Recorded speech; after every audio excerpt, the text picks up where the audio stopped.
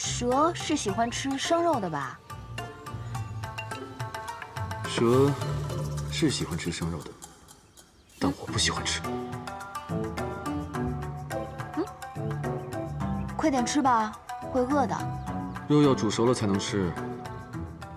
你饿了我会心疼的。放肆！还不吃吗？你不吃，是不是想让我再亲你啊？不必，我吃就是了。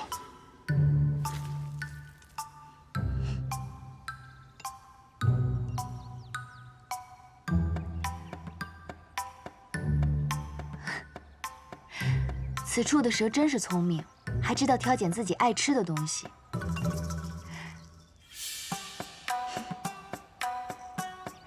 幸好那日把你带回来了，你比那些鸟啊还有猫都聪明多了。不如你跟我一起去集市上换些东西，可好？我在此处已经3日，该与你告辞了。虽然你将我身上的伤又加深了些，但心是好的。多谢3日款待，就此告辞。那我们说走就走吧。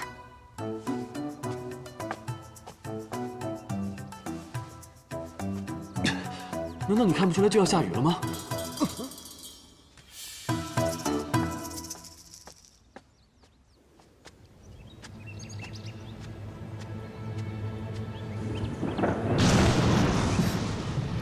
快要下雨了，先找个地方躲躲吧。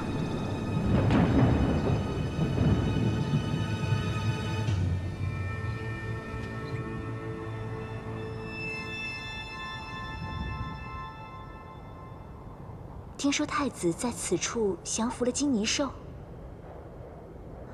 若是早得了消息就好了。在天宫这数万年，都未曾有机会与太子殿下说上半句话。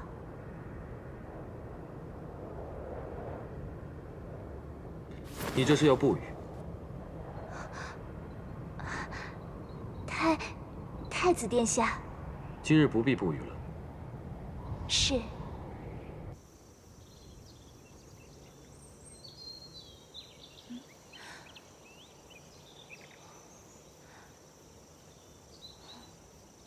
乌云这样就散了。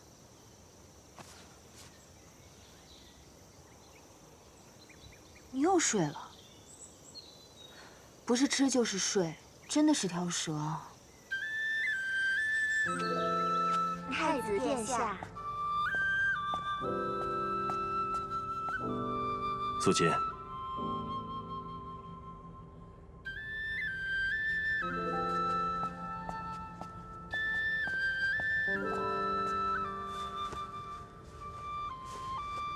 天君，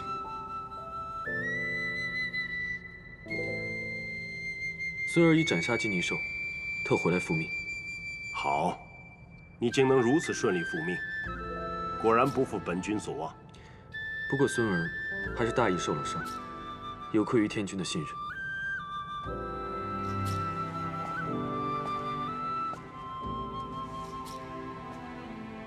可严重？无妨，轻伤而已。只是伤口处理不当，还需重新包扎。红莲业火并非等闲妖法，不要掉以轻心。是。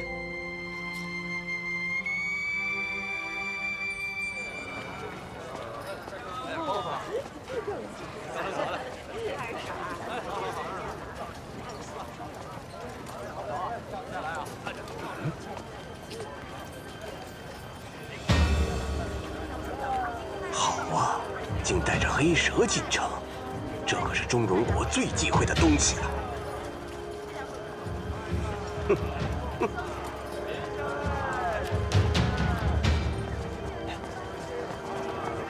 哎，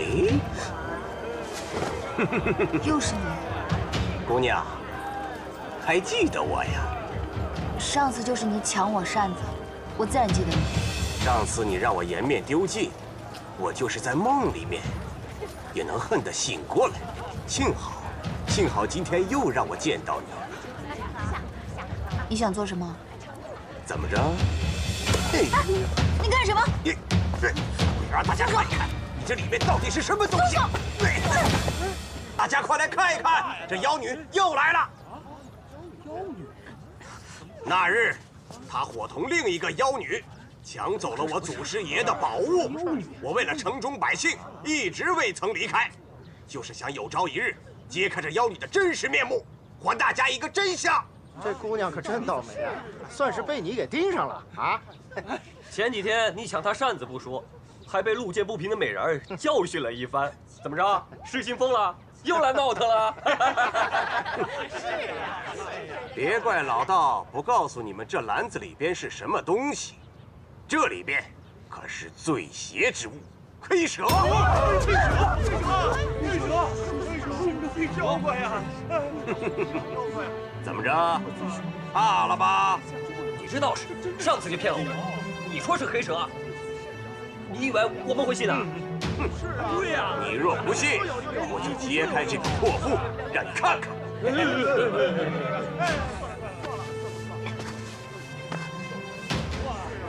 它只是一只小蛇，不会害人的。姑娘，听你这意思，篮子里真的有黑蛇啊？不错，但它并不是什么邪物。真有邪物啊！不要！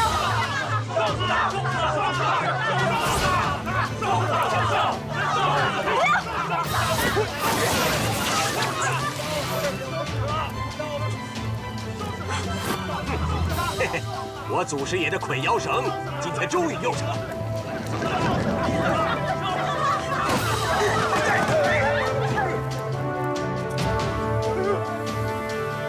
真的有黑蛇！真有啊！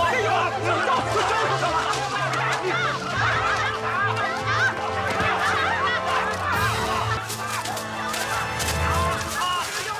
是龙。他带黑蛇进去。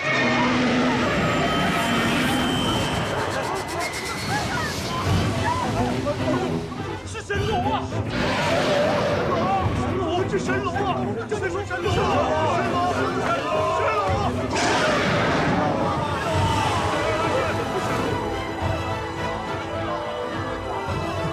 不可能，不可能！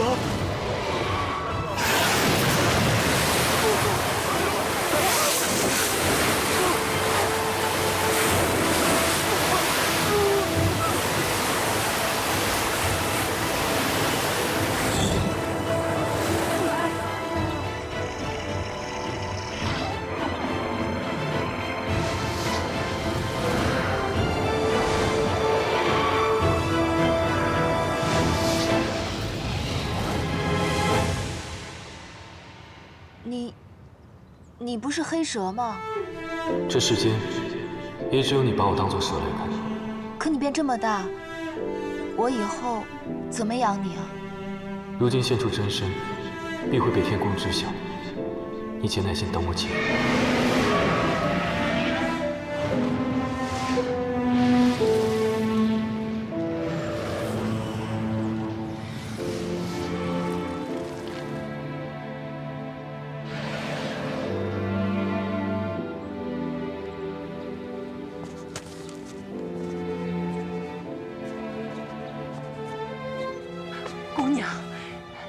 姑娘，这黑龙救过我与孙儿的命，婆婆没有什么好报答的。姑娘可否来家中吃顿便饭？不必了，婆婆，你的救命恩人是他，不是我。姑娘，方才是我们冤枉了你。对啊！姑娘，你一定要留下来啊！留下来，让我们弥补一下啊！不必了，太晚回去，天色就该暗了。哎，姑娘，你可不能如此就走了呀！是啊，姑娘，你这样走，我们会很愧疚的。你留下吧，姑娘，你留下吧，姑娘。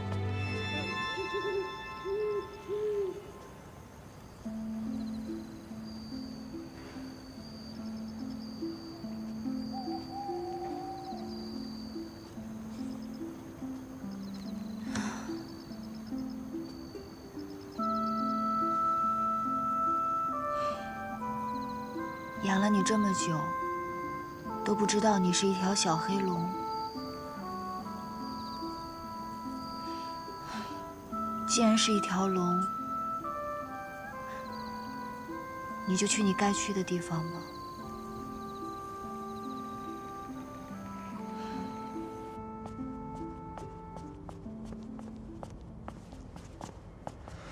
不知太子殿下找小仙所为何事？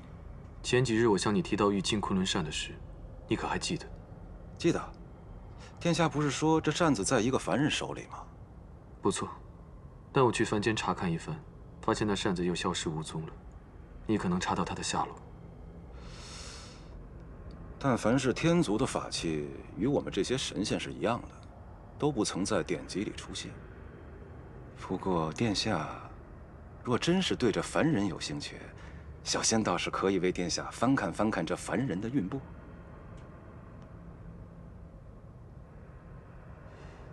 不必了，本君不需要知道他的经历。是小仙多事了。说到这个，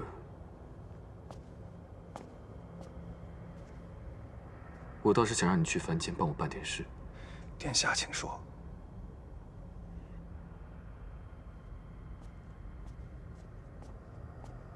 太子殿下。下去吧。是。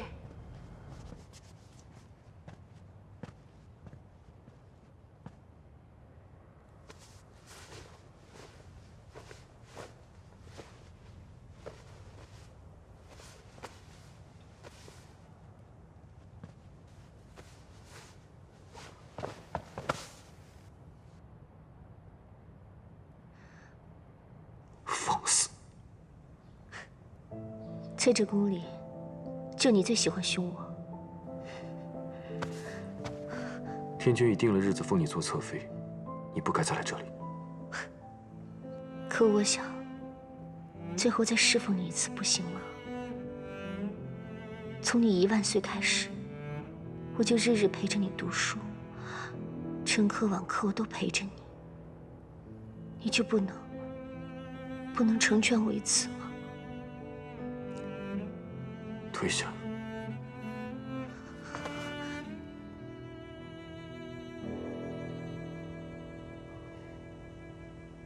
素锦，你可想好了？若是你不退下，我换人来见你如此模样，在我殿中，你就算有1000万个理由，也做不了天妃了。你威胁我？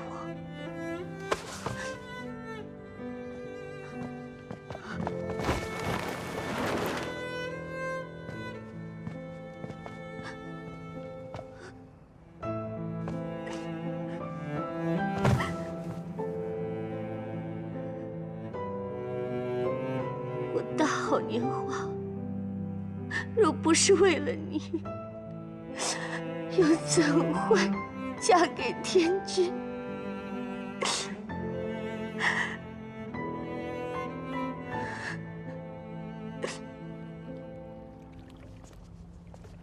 你是说你要和那个女子在一处？不错。你小子也有今天，知道女人是什么了？并不像三叔想的那样，他对我而言，就像是曾经丢了的什么东西，经历了千千万万，终于找寻到了。三叔，你可明白我说的是什么？当然明白，说了这么多，用3个字就够了。什么？动情了。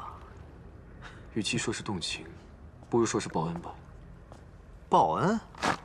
就你被赤炎金泥兽弄了那么点小伤，也值得你说报恩2个字啊？哎呀，不用不好意思啊。照你的话说，你们俩就是有缘呐。而且你在凡间和他同床共枕了几个月，虽然在天上也就几个时辰吧，不过也算是破天荒了。你往回想想，你活了几万年，多少宴席，多少女仙想与你多说一句话，你可曾给过机会？所以，若非动情，又怎么可能与他同床呢？好了，别再争了，情呢，动就动了，咱们继续说。说什么？你把三叔找来，不就是想问我，怎么样才可以让他喜欢你吗？不错。不过这凡间女子吧，我倒是没接触过。有句话说得好，自古美女爱俊郎，没有哪个妙龄女子不喜欢俏郎君的。你走到她面前一站，对她笑一个，保证她骨头都酥了。不屑用美男计啊？好，那换个别的。自古美人爱英雄，你去那山上放个妖怪，出来吓吓他，吓得他魂不守舍的时候，你就提着清明剑，英姿飒爽地冲出去，把那妖怪给打死。于是你就成了他的救命恩人，他无以回报，只能以身相许喽。所以当初三叔就是以这种方式骗程昱对你以身相许的。程昱和我在3万年前就缘尽了，那是前尘往事了。还一定好好提他干嘛？继续说你的，这法子行不行啊？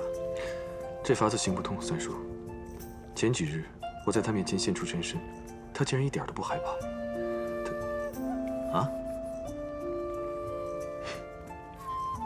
她并非一般的女子。哎，美人计你又瞧不上，英雄计又行不通。哎，那不如反过来，用个苦肉计怎么样？三叔，喜欢这个？唯独这个还勉强能用。多谢三叔。哎，三叔提醒你一句，你给那个俊吉山做个仙帐，将它层层罩起来，避开天上的耳目，否则你一天族太子住在东荒，迟早有一天会被人发现的。三叔放心吧，我上来之前已经做好仙帐了。哎，我还没说完呢。长这么帅，选什么苦肉计啊？不可能，不可能！哎呀，你说你得罪谁不好，非要得罪太子殿下？太子殿下说了，像你这种人，好好承办承办。这人，恨我，障眼法。行。你这运步我看了，坏事不少干啊。阳寿嘛，哟，阳寿就到今年。我大老远跑了一趟，得给你写点什么才好呢？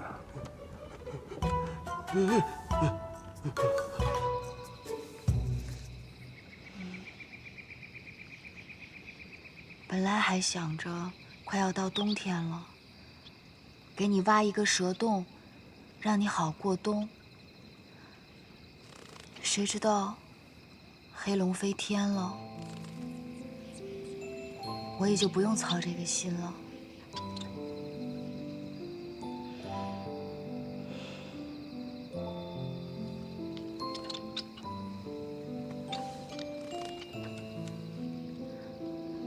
走吧。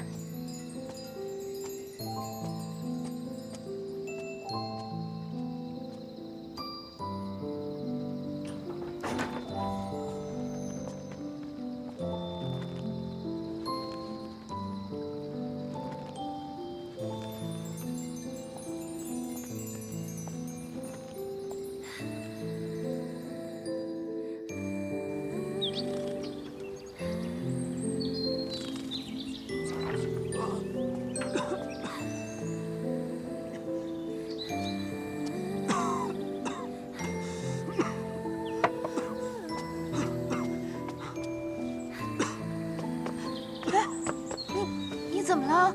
你没事吧？啊！好多血！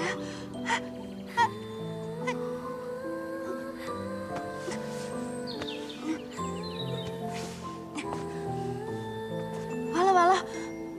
这些草药是给翠鸟还有小黑蛇用的，也不知道人能不能用。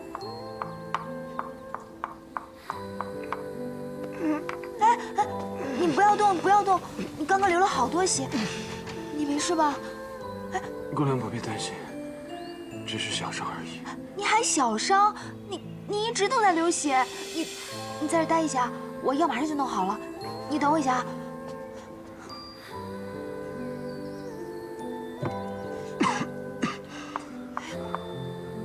我还没帮你清理伤口呢，等我一下。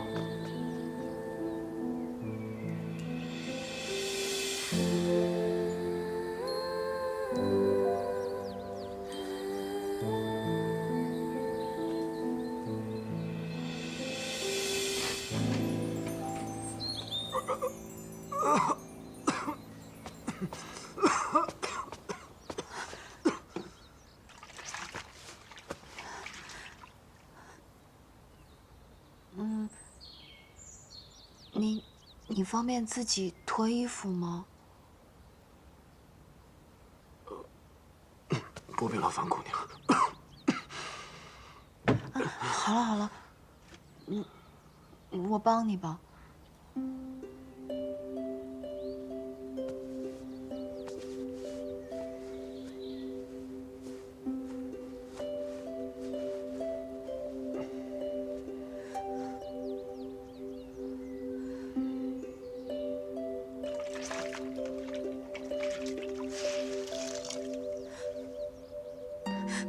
我帮你擦一下，有点疼，你忍着点儿。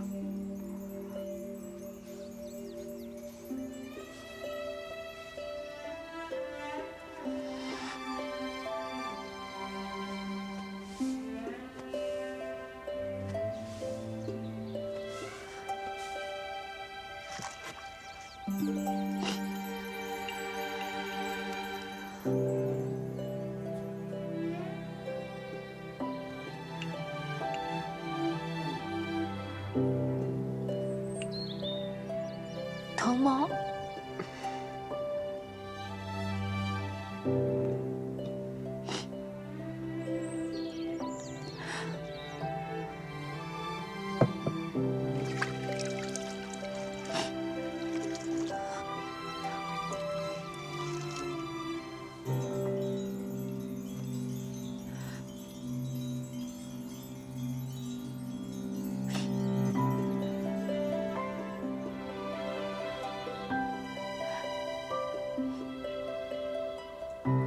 我去帮你换一盆水吧。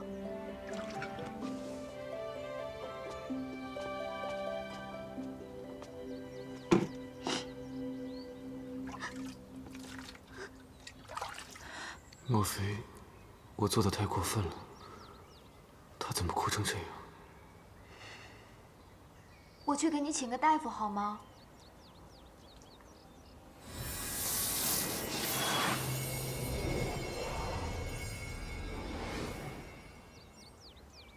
我还是帮你去找个大夫吧，这些药只能用来医小动物。我看你这伤口这么深，我怕你的伤好了。伤竟全好了？怎么可能呢？可是刚刚……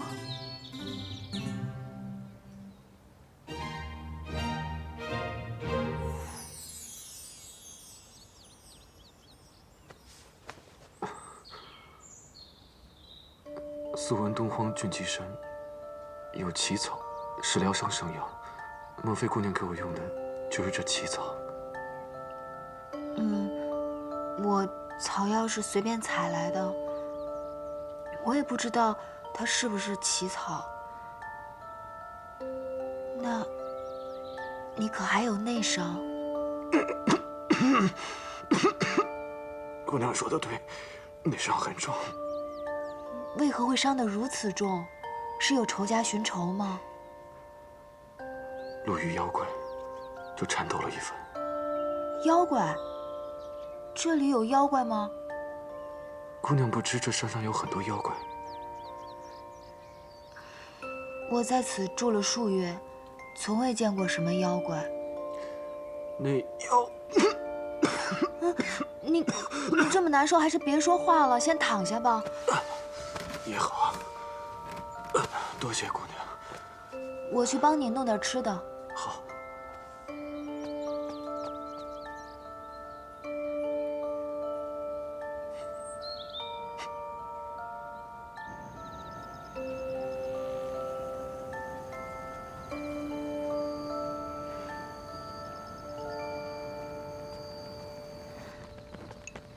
我在山下用一筐枇杷，只换了很少的米，也没什么菜。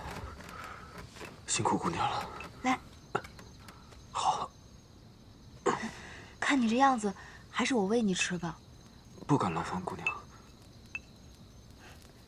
没事儿。反正我平时也经常照看一些受伤的飞禽走兽，不麻烦的。姑娘果然心善。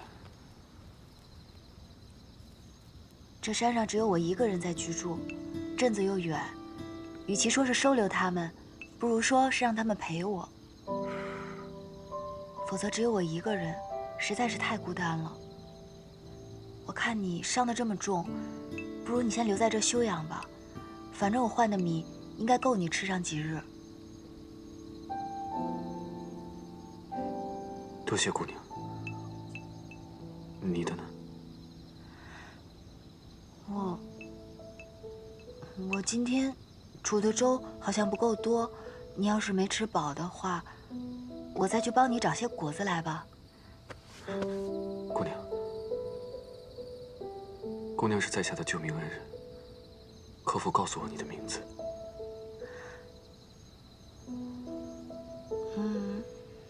我没有名字。没有名字。我既无名字，也无家人，就自己一个人住在这山上，也没有朋友。既然如此，我送你一个，可好？你送我？姑娘穿得如此素雅，素素两字，与你很配。素素，素素，好，那我就叫素素。谢谢你送我名字，我去帮你找果子吃。姑娘，不想知道我的名字吗？哦，我倒是忘记问了，你叫什么名字啊？夜华。夜华是哪两个字啊？哎，你能写给我看吗？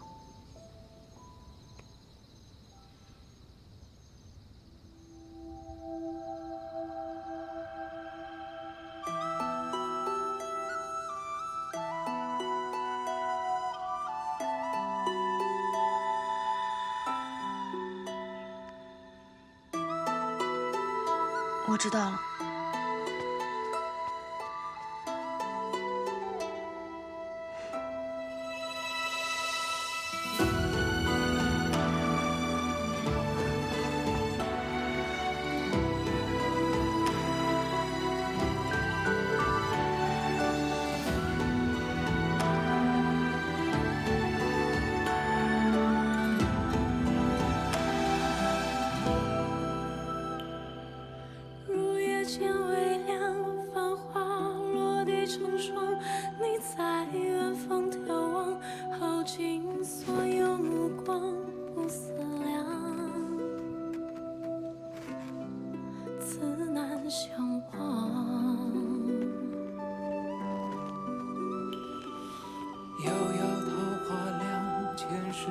你怎设下这一海情茫茫，还故作不痛不痒不坚强，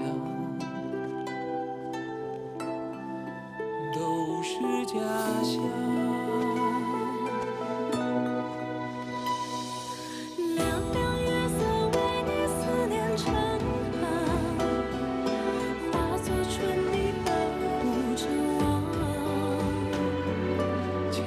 岁月覆满爱人袖，翩翩芳菲如水流。茫茫天与年月一生花色，落入凡尘伤情酒窝。深劫一度情劫难了，这旧的心还有几分前生的恨。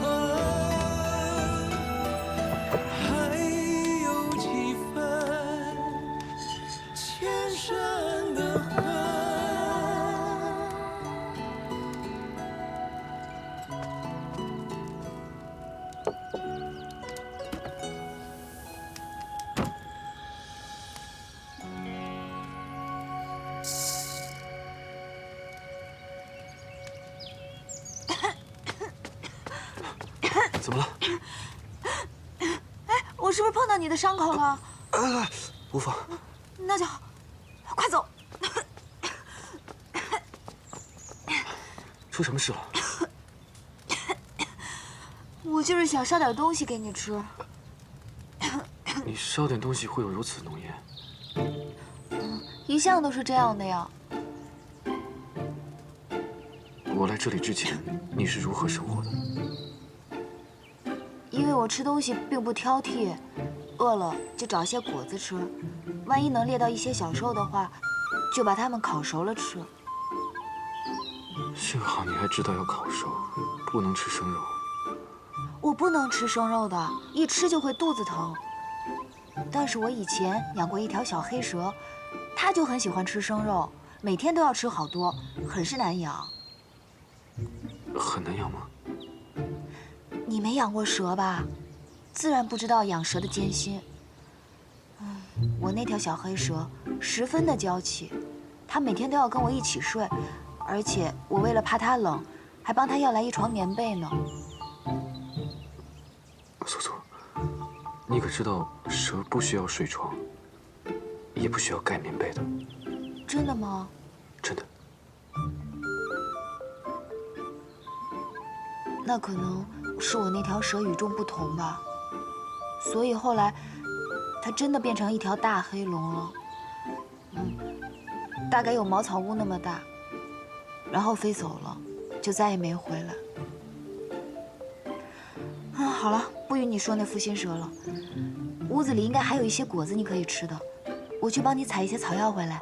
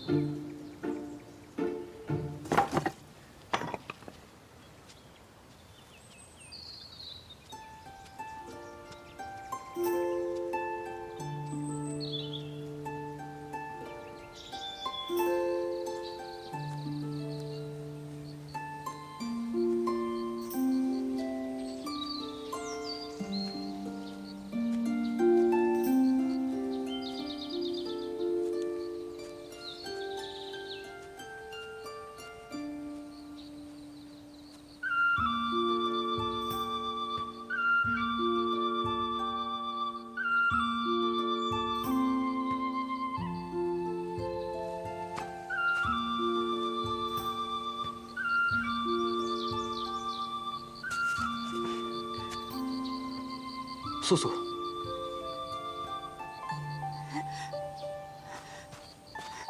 你怎么来了？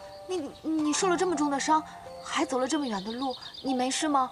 我没事，我见你迟迟不归，我就来寻你了。我是迷路了。迷路了？我上次进来这林子，足足走了7、8日才走出去。7、8日，能迷路迷成这样，也算是本事了。我知道你想笑话我，没关系，你不用忍着，你笑吧。我对不聪明的人，一向是很宽容的。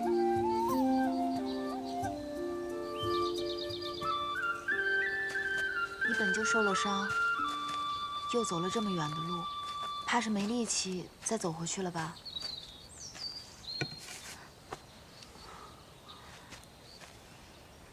本来呢，我只想给你采点草药就回去的，结果自己反倒是迷了路。我这种人，看来只适合养养小动物。难怪我那只小黑龙，它走了以后，都没再回来看过我。它应该是很嫌弃我吧？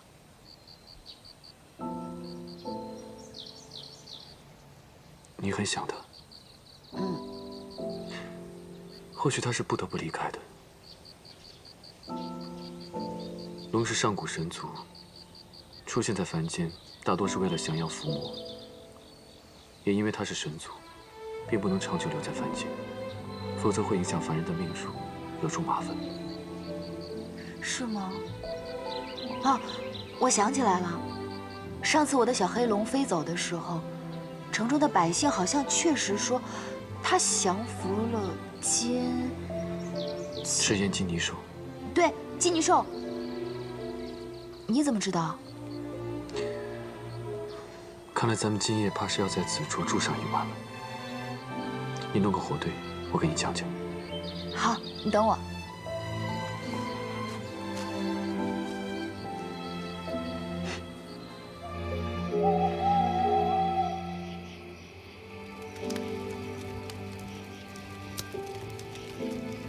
你继续说吧。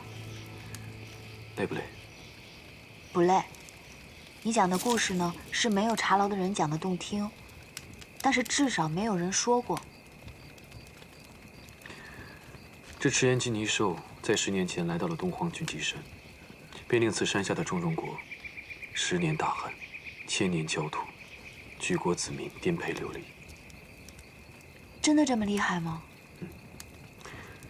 到了第10个年头上，这金泥兽越发猖狂，竟看上了国君的妻，并将她掳回了洞中。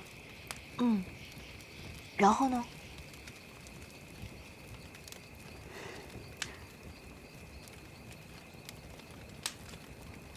染指了。哦，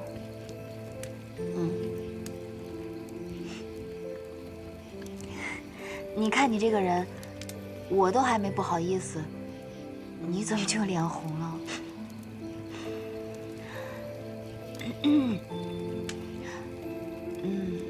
那你就继续说吧，把故事说完。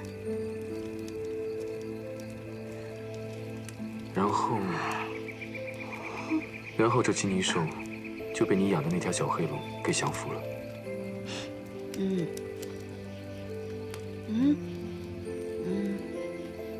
然后呢？然后，那黑龙虽然打败了金泥兽，却也受了点小伤。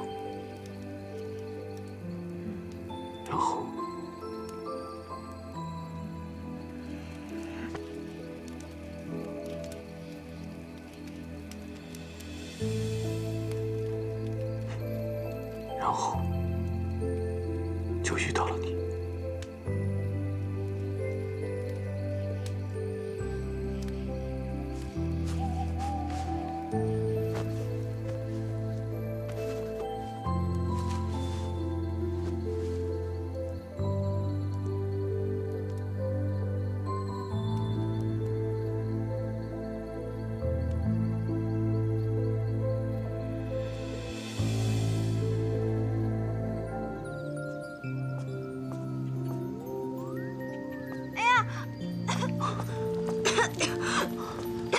哎，怎么办呀？好，我来。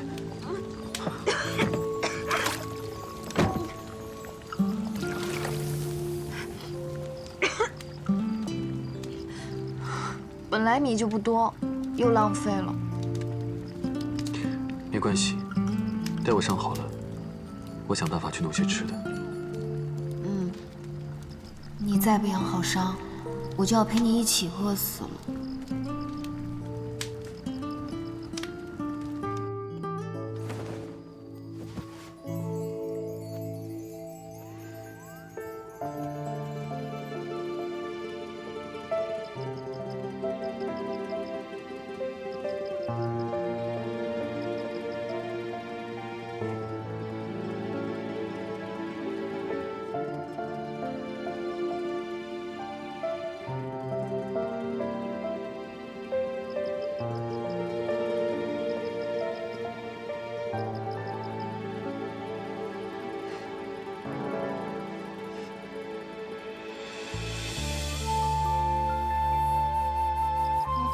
我怎么睡在床上？你睡到半夜都会自己爬上来，我身受重伤，自然拦不住你。那也是我要抱着你的。不错。不要动。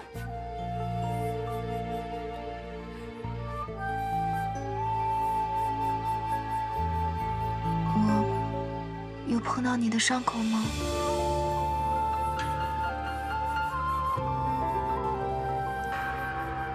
你睡着了？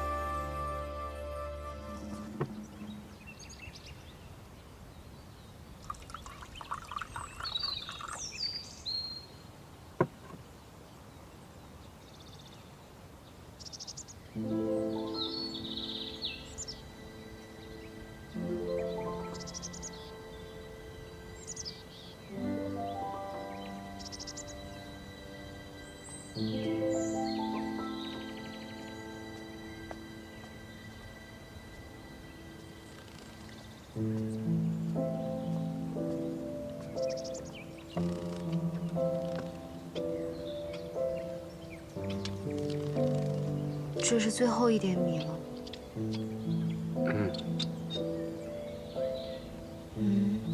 夜华，说吧。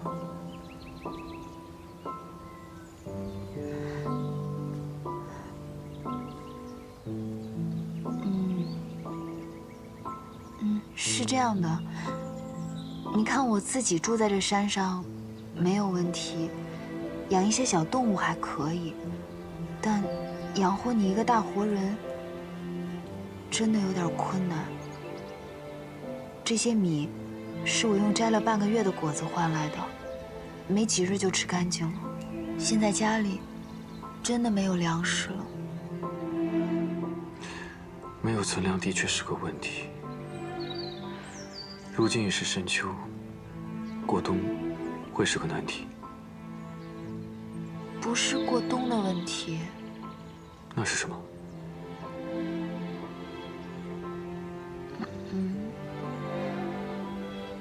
我看你身上的伤也好的差不多了，是不是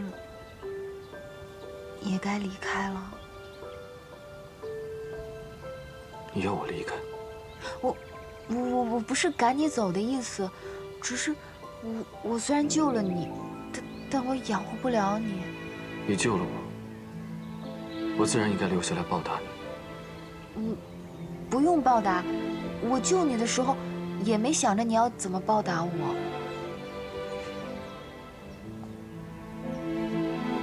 你想不想与我做不做是两回事。我不是个忘恩负义的人，不管你收还是不收，这个恩我是必须要报的。可是，我真的什么都不缺。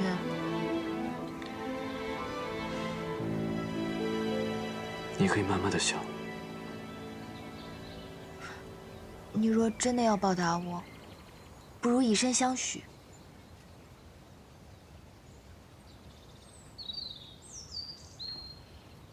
因为我在这山上生活，什么都不缺，就是没有人陪伴，太寂寞了。所以，你若真的要报恩，不如就以身相许，来给我做个伴。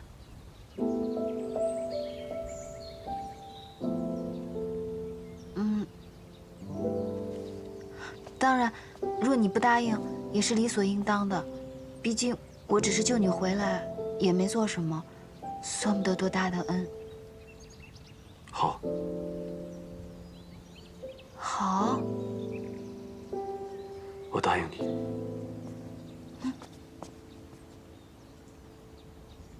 以身相许。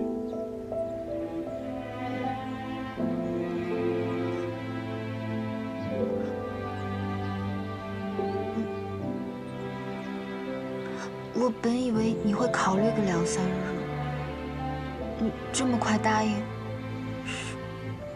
什么都没准备呢？准备什么？你既答应以身相许，那我们是不是也应该对着东荒大泽拜个天地，发个誓言，结为夫妻，不能相弃？虽然我没有父母，但若连这一步都省了，是不是不太好？你要成亲？我想成亲。我从未与人拜过天地。我也是。那我们一切从简吧，形式并不重要。一切从简。那我们接下来做什么？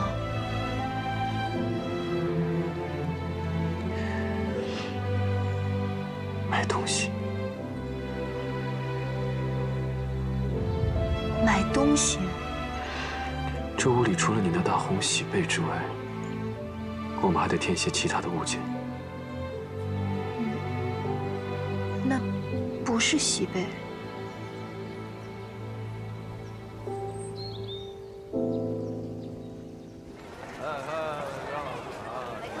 看一看，都需要什么？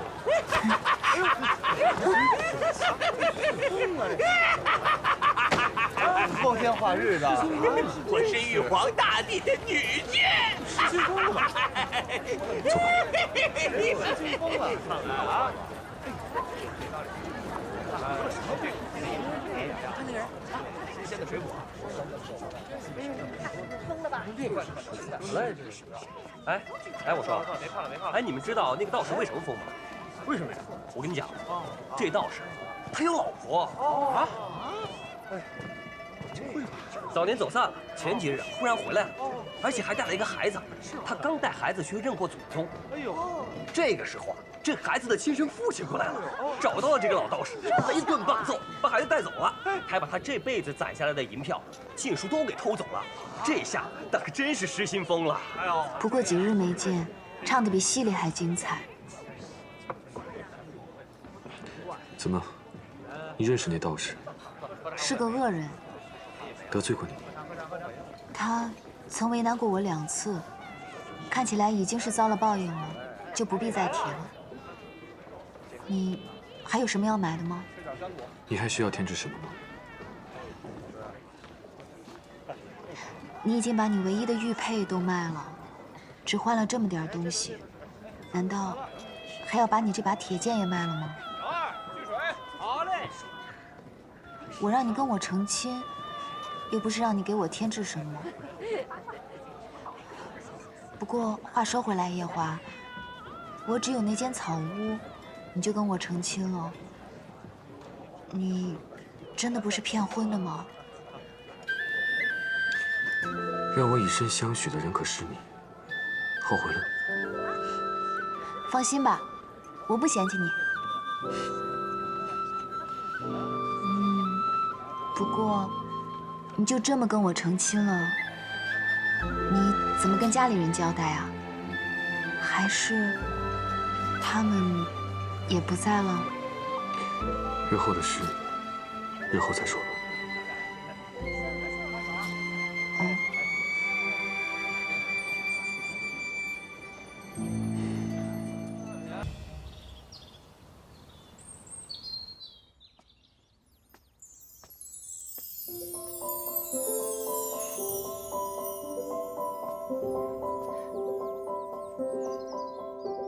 这衣服这么好看，只穿1日，岂不白白浪费了？你若是喜欢，穿上1整年也无人管你。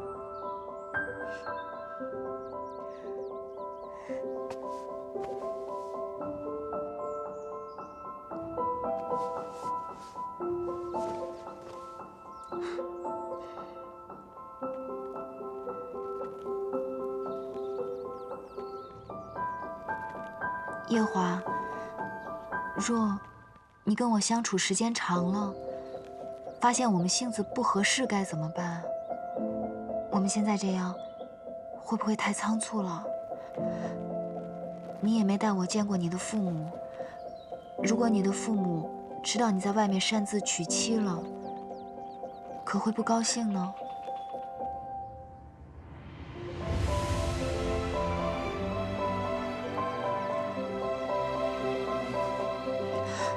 还有，我忘记问你，你是否有婚约在身？在镇上，我看到像你这般年纪的男子，都已经娶妻生子了。你是否有婚约？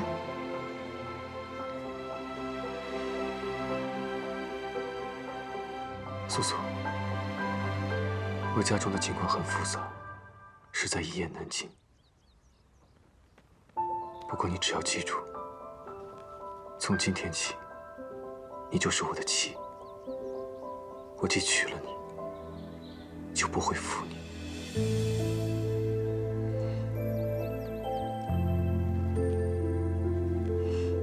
好，我信你。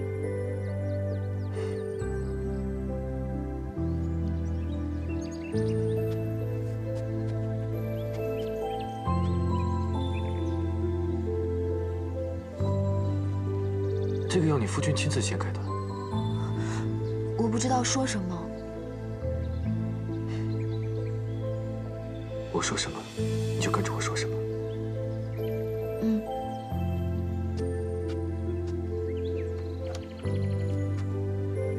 我觉得有点心慌。没事儿，不就是拜天地吗？好了，来吧。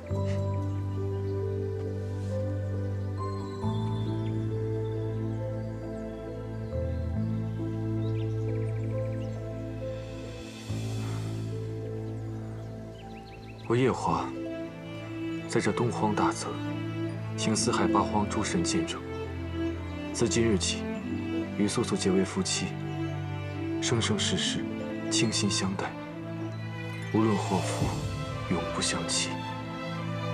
我素素今日在这东荒大泽，请四海八荒诸神见证，与夜华结为夫妻，生生世世倾心相待，无论祸福，永不相弃。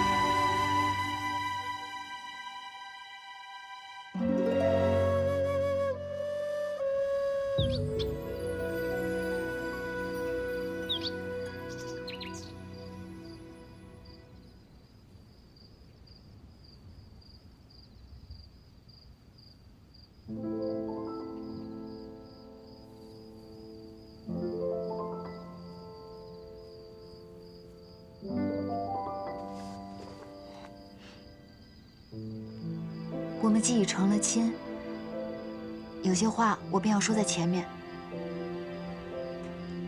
你说。我们既已对东荒大泽立了誓，是生生世世要成为夫妻的，你便生生世世不能对不起我。我这个人一向爱恨分明，眼里容不得沙子。你若负了我，你便如何？你若负了我，那些誓言便不算数了，我会弃了你，永不相见。我若负了你，你便弃我，那岂不是正好成全了我吗？我并未与你玩笑。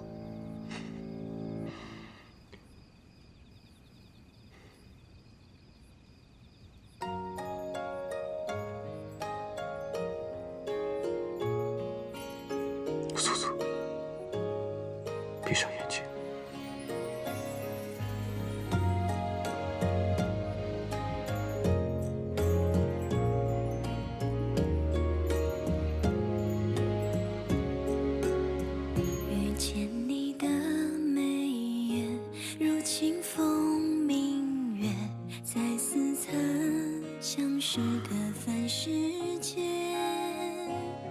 辜负你。流连如时光搁浅，是重逢一如初见。数着年月，只为花开那一面。就算来来回回错过又擦肩，你的喜悲有了我全都遇见。3000繁华，只为你一人留恋。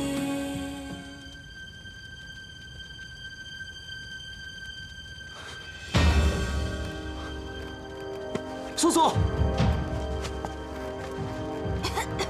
夜华，快走！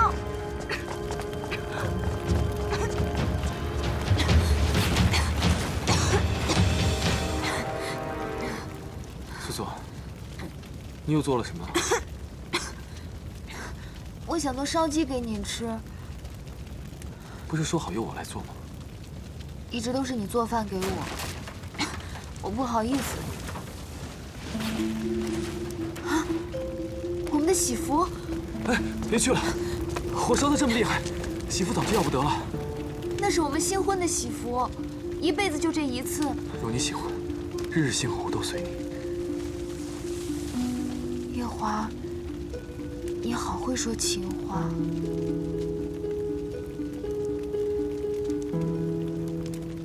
我们的房子烧了，今天晚上我们住哪儿啊？你想住哪儿？我就想住这儿。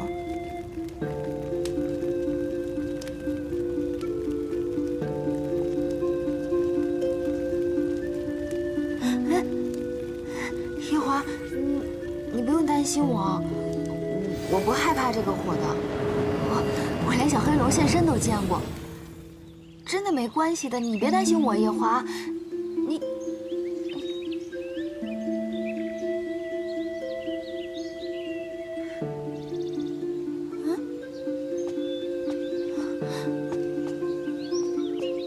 火呢？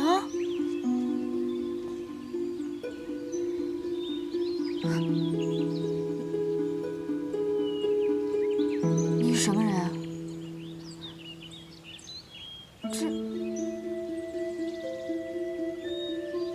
你不会是妖怪吧？难怪我初次见你，就觉得你与众不同。你身上受了那么重的伤，还能这么快好起来。月华，你不会就是那个祸害百姓，让国王抹了脖子的金泥兽吧？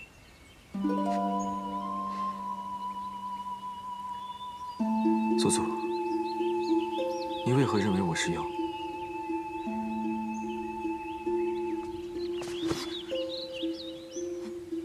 怎么？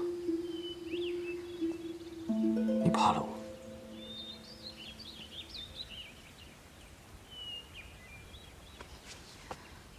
夜华，不管你是什么妖怪，我既和你拜了天地，我们就是夫妻了。夜华，若你真的是那个金泥兽，那你一定与我饲养的那条小黑龙有过一番恶斗。那黑龙如果知道你重伤没死，一定会回来找你的。他对这里最熟悉了。不行，我们赶快走，快走！苏苏，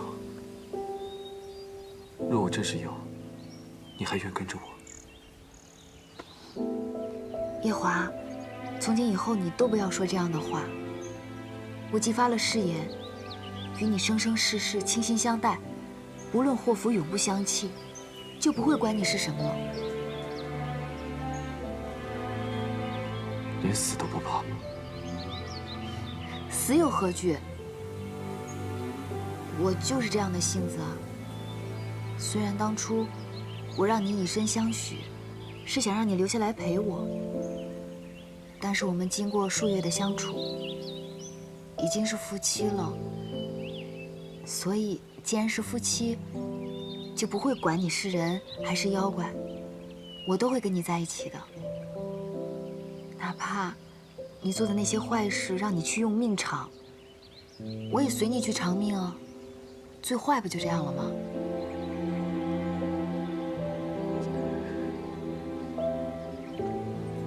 再说一次。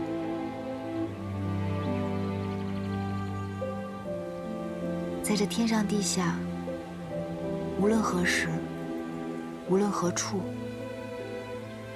只要你不负我，我便永远不会弃你。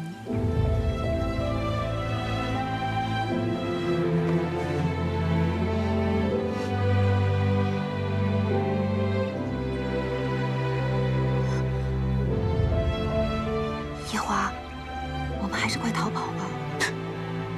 不必逃，我并不是什么妖。你不是妖怪？素素，我只是个凡人。啊？我只是想要修道成仙的凡人，学了一些皮毛的法术。哦，嗯。怎么？失望了？不是，我刚刚已经想了至少有100种逃亡的办法了。怎么你们修道的人还能娶妻啊？